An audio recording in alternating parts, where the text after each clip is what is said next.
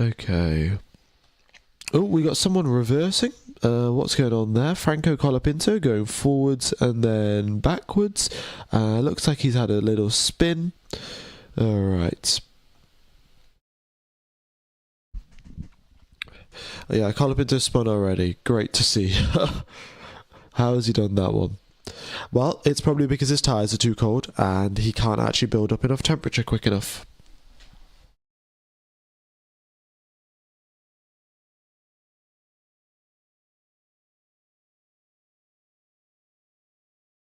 Alright, just the Aston Martins on soft tyres, everyone else out on mediums. I guess Aston Martin aren't too worried about using their soft tyres because they're probably not going to make it through into Q2 or Q3, so they might as well use them in FP1.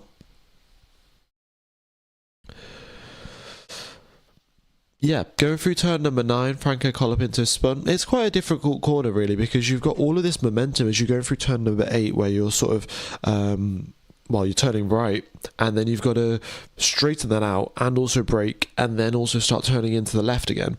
And you know, if you get the weight transfer wrong and you sort of too harsh on the steering wheel while the temperatures of the tires are too cold, I can understand how a spin could occur. Another rear lock-up spin. Yeah, I mean, it's just, well, that's what the teams are trying to do, right? They're trying to do what Mercedes have got, where they ramp up the rear tyre, sort of the recharge phase of it, loads, but you always run the risk of locking your rear tyres. You know, we saw Max Verstappen do that, and we're going to see more of it. Yeah, Norris apparently spun as well. We've just got a replay here.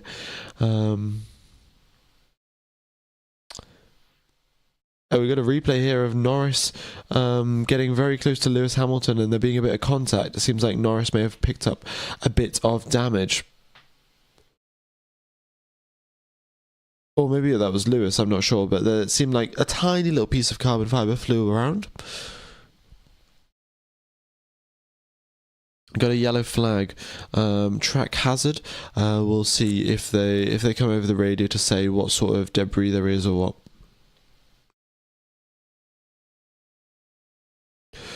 This practice is going to be about mapping the engine deployment first, setup second. Well, you know, the teams can simulate this stuff relatively well, so they will have a very vague idea of what to do, and then, you know, they're going to come out to the racetrack and validate it, essentially. Oh, Hamilton rear locking again for him as he enters turn number 6. Yeah, this is what I'm saying, folks. I'm pretty sure I said it during the quali debrief video, but yeah, we're going to see loads more of this. Rear locking for the drivers. What's with the GPS data showing the cars going backwards into traffic? I don't know. It's not always the most accurate thing in the world. You know, you can see Lawson, it says he's going backwards, but I'm sure these issues will get worked out by the time we get ready for quali. Oh my goodness me! There is such a big queue down there at the end of the circuit. Yeah. Alright, Gasly into the 1 minute 37, so yeah, about 5 seconds quicker than the competition, so he's definitely started to pick up the pace a lot earlier on than everyone else. Bortoleto and Hulkenberg, 2nd and 3rd, good to see, good to see. We got Perez up into 6th, Ocon into 7th, Behrman up into 1st. Hey mate, is Service Live showing this? No folks, Service Live is not showing it this weekend. It is going to be ORF, so that's what I'm watching it on.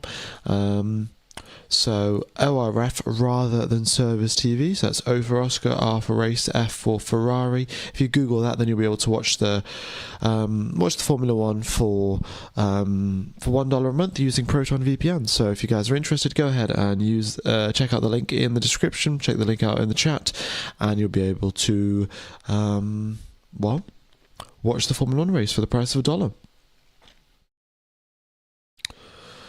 Alright, Charles Leclerc, purple in sector number 1.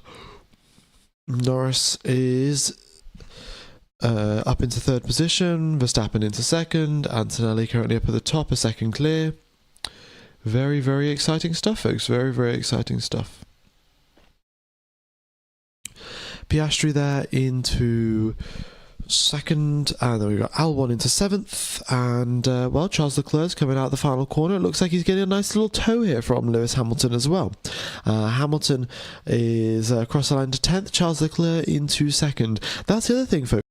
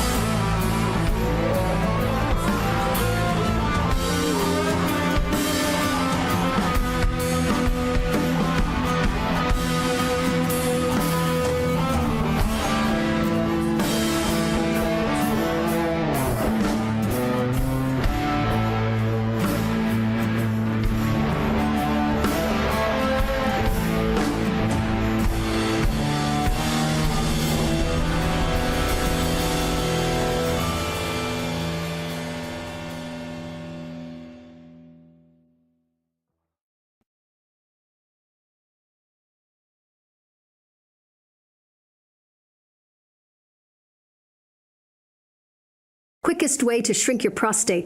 Best way to fix prostate problems? Saw palmetto? Nope. What about Flomax? Nope. Antibiotics? Nope. Here's what actually works. I'm going to show you the hidden reason you keep getting up at night to pee and why nothing has worked so far. Look closely at this model of your prostate. Your prostate sits under your bladder and it wraps completely around your urethra, the tube where your pee comes out. Think of your prostate like a C-clamp squeezing a garden hose. This part stores your urine. It's the bladder. And this tube running through is your urethra. Pee travels out through here. Now watch this. When your prostate is healthy, the C-clamp is loose around your urethra. You get easy full flow. But when your prostate gets swollen, the C-clamp tightens around your urethra, choking off your stream. That's why you're standing there waiting for your stream to start, still dripping after you zip up, getting up 5, 6, even 7 times a night, feeling like you never fully empty your bladder. And here's the scary part. Every night, that C-clamp gets tighter and tighter, like someone keeps cracking it down another notch. And if you ignore this, it only gets worse. Some guys end up wetting themselves, can't make it to the bathroom in time. Others end up needing risky surgery that can leave you with a broken morning salute and leaking urine. Now, here's what doctors don't tell you. According to research from Harvard, the real reason your prostate swells, making your C-clamp squeeze down on your pee flow, comes down to bad bacteria taking over. See, your prostate